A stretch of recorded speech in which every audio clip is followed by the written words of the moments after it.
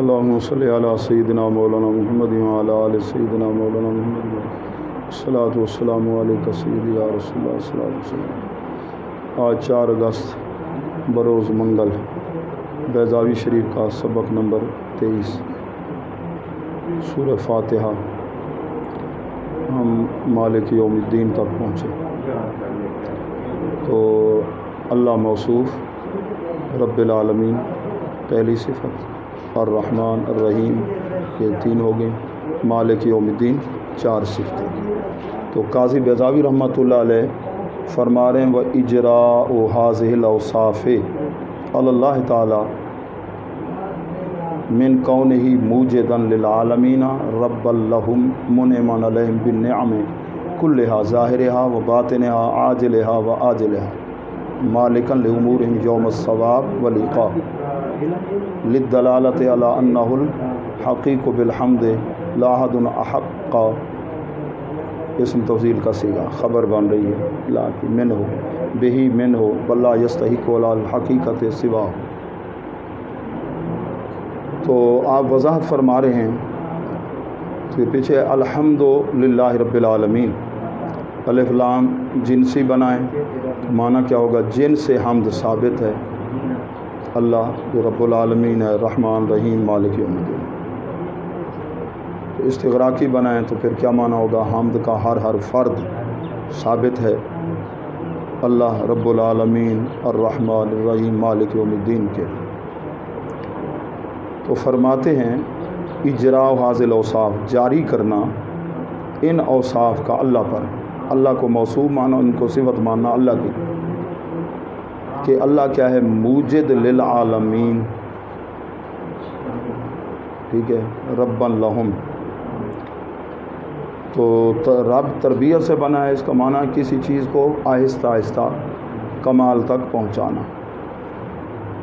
تو اللہ پال رہا ہے کیونکہ یہ تمام عالمین کا کیا ہے؟ اللہ موجد ہے، موجد ایجاد سے۔ الرحمن الرحیم، الرحمن الرحیم، اس سے کیا پتہ چلتا ہے ان صفتوں سے؟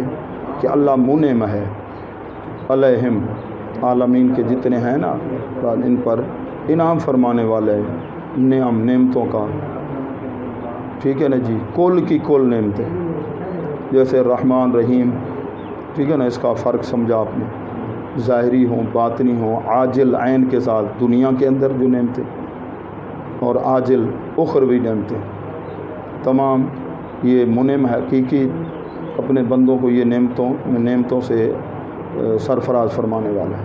آگے مالک یوم الدین 4 صفت، معنی یہ ہوگا یوم حساب و عقاب، قیامت والا دن جو ہوگا، اس کے جو امور ہوں گے نا، اللہ ان کا مالک ہے۔ ہم ان صفتوں کو اس کے ساتھ ملا کر موصوف کے ساتھ کہتے ہیں یہ صفتوں کا اجرا، ان کا اللہ کو رب العالمین رحمان رحیم مالک یوم الدین ماننا، یہ دلالت اس بات کی کہ اللہ تعالی حمد کے لائق ہے، اور کوئی حمد کے لائق، بلکہ حقیقت میں اللہ کے سوا کوئی حمد کے لائق ہی نہیں، ٹھیک ہے۔ بندوں میں سے کسی کا اگر حمد کریں گے تو وہ بندے کے وسیلے سے وہ بھی اللہ کی حمد ہوگی، جس کمال پر اس کی تعریف کریں گے تو وہ کمال کس نے دیا؟ اللہ تعالیٰ نے دیا۔ آگے بیان فرماتے ہیں، ایک قاعدہ بیان فرما رہے ہیں قاضی بیضاوی صاحب، ایک قاعدہ بیان فرما رہے ہیں۔ وہ قاعدہ کیا ہے کہ جس وقت اس میں مشتق، ٹھیک ہے نا جی، ٹھیک ہے نا جی، اس میں مشتق پر کوئی حکم لاگو کرتے ہیں تو اس کی علت جو ہوتی ہے وہ مشتق من ہوا کرتا ہے، وہ اس میں مشتق جس سے بنا ہے، ٹھیک ہے نا۔ جیسے حدیث پاک میں آیا، صحابہ حضور علیہ السلام نے فرمایا قوموا الی سیدکم، گدھے پہ سوار ہو کے ایک صحابی آئے تھے، کوئی فیصلہ تھا تو اپنے سردار کی طرف کھڑے ہو جاؤ، تو یہاں سے ہمارے علماء نے قیام تعظیمی ثابت کیا ہے، ہاں، قوموا الی سیدکم۔ تاجدار گولڈا پڑھتے تھے رحمۃ اللہ علیہ، ہمیں تو آگے استاد محترم کے پاس، وہ کلاس میں وہابی بھی تھے، استاد جی نے دلیل پیش کی یہ قیام تعظیمی کی، کہ کسی کی تعظیم کے لیے کھڑا ہونا، حضور علیہ السلام نے ان لوگوں کو کہا کہ تمہارا سردار آ گیا ہے، فیصلہ تھا ایک، تم کھڑے ہو جاؤ، قوموا الی سیدکم۔ تو وہاں بھی کہنے لگے اس دور میں طالب علم اپنے شیخ الحدیث استاد جی کو، تاجدار گولڈا بھی اسی کلاس میں تھے ہندوستان کے اندر، کہ وہاں بھی طالب علم نے کہا کہ جی وہ بیمار تھے اس لیے ہے، ٹھیک ہے نا جی، تو لے سیدکم نہیں الی سیدکم۔ تو آپ طالب علم تھے، اپنے ساتھی تھے، آپ عرض کرتے ہیں استاد جی مجھے اجازت ہو میں جواب دیتا ہوں ان کو۔ انہوں دیکھو قاعدہ ہے، جب کسی اسم مشتق پہ حکم لاگو کیا جائے تو اس کی علت جو ہے وہ مشتق منہ ہوا کرتا ہے۔ تو حضور علیہ السلام نے اس صحابی کا نام تو نہیں لیا نا کہ تم اس کے لیے کھڑے ہو جاؤ، بلکہ آپ نے کیا فرمایا؟ سید کے لیے، اپنے سید کے لیے۔ تو سید بنا ہے سیادت سے، تو سیادت کا معنی ہے سرداری۔ پتہ چلا جو قیام کا، ٹھیک ہے نا، علت قیام کی ہے وہ ہے سرداری، تو اس میں تعظیم ہے۔ جب آپ نے یہ جواب دیا تو ان کی بولتی بند فرما دی، اور دلائل تو اپنی جگہ، اور جس طرح کہ حضرت سیدہ طیبہ طاہرہ حضرت خاتون جنت رضی اللہ تعالیٰ عنہ جب حضور علیہ السلام کی بارگاہ میں حاضر ہوتی تو حضور علیہ السلام بھی کھڑے ہو جاتے تھے، اور حضور علیہ السلام جس وقت ان کے پاس تشریف وہ کھڑی ہو جاتی تھی۔ تو یہ تعظیمی، قیام تعظیمی، کھڑا ہو جانا، یہ کوئی شرک نہیں ہے۔ پھر کیونکہ اللہ تمہارے پاس ہے تم پھر کھڑے ہو جاؤ، ٹھیک ہے نا جی، تو بندہ بھی آئے تو پھر بھی یہ شرک، ایسی بات نہیں ہے، سمجھے؟ تو قیام تعظیمی کسی کے ادب کے لیے کھڑا ہو جانا، یہ تعظیم، یہ عبادت نہیں ہے۔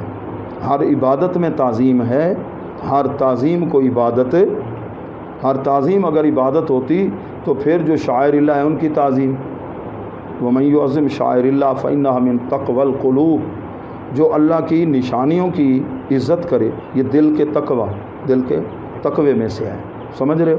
تو اللہ والوں کے، جو اللہ کے ولیوں کے مزارات ہیں، یہ بھی شاعر اللہ میں ہیں۔ جہاں حضرت بی بی ہاجرہ رضی اللہ تعالیٰ عنہا کے قدم ہیں صفا مروہ، وہ اللہ کی کیا ہیں؟ شاعر، نشانیاں ہیں۔ تو جہاں حضور داتا علی حجویری آرام فرمائیں، خواجہ غریب نواز ابانا آرام فرمائیں، سمجھے ہو نا، یہ شاعر اللہ ہیں، ان کی تعظیم، ان کی تکریم، بلکہ فتاوی عالمگیری میں ہے کہ کچھ فاصلے پہ کھڑے ہو کر اسی طرح جس طرح دنیا کے اندر اس بزرگ کی تم تعظیم کرتے تھے، آپ بھی اسی طرح تعظیم کرو۔ یہ نہیں جو اتنے چڑھن کی کوشش کرو، اتنے نال وہیں کھڑے دن، یہ ان پڑھ لو گھٹیں دے کھڑے ہوتے ہیں مزار والے کو، تھکا ہوئے بھائی، ایسی بات نہیں، ذرا فاصلے پہ کھڑے ہو، ٹھیک ہے نا۔ دنیا میں اگر وہ سامنے بیٹھے ہوتے تھے، یہ نہیں جو تو اتنے چڑھ کر دیا ہوئے نا، فاصلے پر۔ حضرت شیخ عبدالحق محدث دہلوی اعلیٰ حضرت اسی طرح بزرگوں کا یہ طریقہ ہے، ٹھیک ہے نا۔ برنا چومنا وہ خاص لوگوں کے لیے، عوام یا اس کے لیے نہیں، ٹھیک ہے نا جی۔ فَإِنَّ تَرَتُّبَ الْحُکْمِ، بے شک حکم کا کسی وصف پر، اب وصف سے یا مراد وہی ہے، ٹھیک ہے نا، اس مشتق کو مرتب ہونا یہ ہے، یشعر، یہ بتاتا ہے، بِعِلِّیَّتِ لَهُ، اس حکم کی علت کیا ہے، وہ ہے اس کا مشتق من ہو، مشتق من ہو، ٹھیک ہے نا جی۔ اب زید عالم ہے، زید تو آپ کے پاس ہے، آپ دوسرے ہاں بھی عالم صاحب آگے کھڑے ہو جو عالم سے، تو اب اس کے ادب کا سبب کیا ہوگا؟ اس کا علم۔ عالم کیسے بنا ہے؟ علم سے بنا ہے۔ وللاشعار من طریق المفہوم ہے، ایک تھا، ٹھیک ہے نا، منطوق طریقے سے، کلام منطوق، ایک ہے مفہوم، ٹھیک ہے، منطوق کا مطلب یہ ہے کہ جس طرح وہ لفظ بولے گئے ہیں اس کے مطابق، ایک ہے جو اس سے مفہوم سمجھ آ رہا ہے، اس سے جو مفہوم سمجھ آ رہا ہے، اس سے مفہوم سمجھ آ رہا ہے، وہ یہ ہے کہ اب اس سے تو پتہ چلا کہ اللہ کے اندر یہ چار صفتیں ہیں، جو مالک یوم الدین ہو، رحیم ہو، رحمان ہو، رب العالمین ہو، جس میں یہ صفتیں ہیں وہ کیا ہے؟ اس کے لیے حمد ہے، اس کے لیے۔ اور جس میں یہ چار صفتیں نہیں تو پھر اب جس کے لیے حمد، پھر اس کی پھر ہم عبادت بھی کریں گے۔ تو بطریق مفہوم بتا رہے ہیں قاضی بیضاوی رحمۃ اللہ علیہ کہ من لم یتصف بتلک صفات، جو ان صفات کے ساتھ ٹھیک ہے نا، متصف نہیں، جس میں یہ صفتیں نہ رب العالمین ہے، نہ رحمان ہے، نہ رحیم ہے بذاتی، نہ مالک یوم الدین ہے، تو پھر کیا ہے؟ استاہل یستاہل، وہ اہل نہیں لأن یحمد، کہ اس کی حمد کی جائے۔ ایک ہے کہ حمد کرنا اس کی، ایک ہے اس کی عبادت کرنا، اس میں زیادہ عام کیا ہے؟ وہ عبادت ہے۔ کہتے ہیں وہ تو حمد کے لائق بھی نہیں، مفہوم یہ ہوگا کلام کا، مفہوم یہ ہوگا فضلاً عن، یہ فضلاً عن کا معنی چے جائے کے، کیا معنی؟ پھر بھول نہ جانا، چے جائے کے، چے جائے کے، ہاں چے جائے کے۔ میں نے بتایا زجر و توبیخ لفظ کا معنی، ڈانٹ ڈپٹ بتایا، ڈانٹ ڈپٹ ایک لفظ کا معنی بتایا تھا ایک مرتبہ۔ طالب علم بعد میں سوچتے رہے، کسی نے کہہ دیا جی استاد جی نے کہا تھا ٹینگ پڑھانگ، دوسروں کو بھی ایسے یاد کریں۔ لفظ کیا تھا؟ ڈانٹ ڈپٹ، زجر و توبیخ۔ تو یہ فضلاً عن کا معنی چے جائے کے، ان یعبدا، کہ اس کی عبادت کی جائے، ٹھیک ہے نا، وہ تو حمد کے لائق بھی نہیں، تاکہ یہ دلیل ہو علی ما بعدہ، ما بعد کے لیے۔ اچھا جی، تو کہتے ہیں اب رب العالمین جو ہے، اللہ کیا ہے؟ رب العالمین، جو رب العالمین ہے تمام جہانوں کو پالنے والا، وہی تو رحمان ہے، جو رحمان ہے وہ تو رحیم ہے، جو رحیم ہے تو وہ مالک یوم الدین ہے۔ پہلا وصف بیان ہے جو واجب کرتا ہے حمد کو، وہ کیا ہے؟ ایجاد، تربیت۔ بحمد کیوں اللہ تعالیٰ کی ہمارے اوپر لازم ہے؟ کیونکہ وہ ہمارا پالنے والا ہے، موجد ہے۔ رحمان رحیم یہ دو وصف ہیں، یہ دلالت کرتے ہیں کہ وہ متفضل بذالک، وہ مختار ذات ہمارے اوپر فضل و احسان فرما کے نعمتیں اخروی بھی اور دنیاوی نعمتیں بھی عطا فرمانے والا ہے۔ لیسا، ٹھیک ہے نا، یستر منہ لایجاب ذات، لیکن اللہ پر کوئی چیز واجب نہیں ہے، اللہ پر فرض۔ اللہ تعالیٰ سب کو جنت میں بھیج دے، سب کو جہنم میں بھیج دے، اب اس سے کوئی پوچھ سکتا ہے تمہارا رقبہ ہے، پلاٹ ہے 10 مرلے، ادھر جی تم نے کیوں کمرہ بنایا جی، ادھر جی تم نے جی وہ واش روم کیوں بنایا؟ تمہاری مرضی ہے، تمہاری مرضی ہے، ملکیت تمہاری ہے۔ بہرحال اللہ پر کوئی شے واجب نہیں۔ معتزلہ کیا کہتے ہیں؟ سمجھو نا، معتزلہ وڈیاں ڈہنیاں ہونی کتائیں ہو سن، وہابیاں دے ڈاڈے ہن، اللہ تعالیٰ کی صفات کو وہ قدیم نہیں مانتے، ٹھیک ہے نا جی۔ معتزلہ وہ کہتے ہیں کبیرے گناہ کا اگر کوئی مرتکب ہے تو نہ مومن ہے، نہ آدھے لٹکا دیں گے، نہ مومن ہے تو نہ کافر ہے۔ تو بئی ایک جماعت خارجی، وہ کہتے ہیں جو کبیرہ گناہ کر لے تو وہ کافر ہے، نماز چھوڑی سی جا، ٹھیک ہے نا، قتل کر دیا، شراب پی لی، ان کے نزدیک کافر ہے۔ تو ہم کون ہیں؟ نہ خارجی ہیں، نہ معتزلہ، نہ رافضی ہیں، ہم کون ہیں؟ حنفی یا سنی؟ اہل سنت، ٹھیک ہے نا۔ اچھا، سنی کس کو کہتے ہیں؟ جو سن ہو، جو سنت، ٹھیک ہے نا۔ اچھا، اللہ پر کوئی شے واجب نہیں، قضیۃ بثوابق الاعمال، کہ جو ہم عمل کریں تو اللہ تعالیٰ پر فرض ہے کہ ہمیں جزا دے، مرضی کا مال ہے۔ اچھا، چوتھی بات مالک یوم الدین، کہ یوم جزا کا وہ مالک ہے۔ کہتے ہیں چوتھی جو صفت ہے یہ تحقیق اختصاص کے لیے ہے۔ اس دنیا کے اندر تو کئی فرما روا ہیں، بہت سے ملک ہیں، ان کے اندر جی فلاں صدر صاحب، وزیر اعظم صاحب، اس کا قانون یہ، اس کا حکم نافذ ہو رہا ہے۔ قیامت والے دن ایسا نہیں ہوگا، وہ خاص، ٹھیک ہے نا، اللہ تعالیٰ للہ الواحد القہار فإنہ لا یقبل الشرکۃ، یہ دن نہیں قبول کرتا شرکت کو۔ تو اس سے پتہ چلا جو مالک یوم الدین ہے، جو اللہ تعالیٰ کی حمد کرے گا تو مالک اس کو کیا دے گا؟ ثواب، اس کے لیے وعدہ ہے حامدین کے لیے، اور جو نہیں کرے گا تو اس کے لیے پھر وعدہ نہیں، وعید۔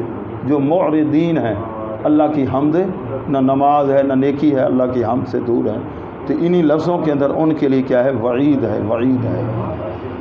اللہ کا تعالیٰ کی عطا کردہ توفیق سے آج ہم نے مالک یوم الدین تک تفسیر بیضاوی کا سبق مختصراً پڑھ لیا۔ کل سے انشاءاللہ ایاک نعبد و ایاک نستعین کی بات شروع ہوگی۔ جزاکم اللہ خیر۔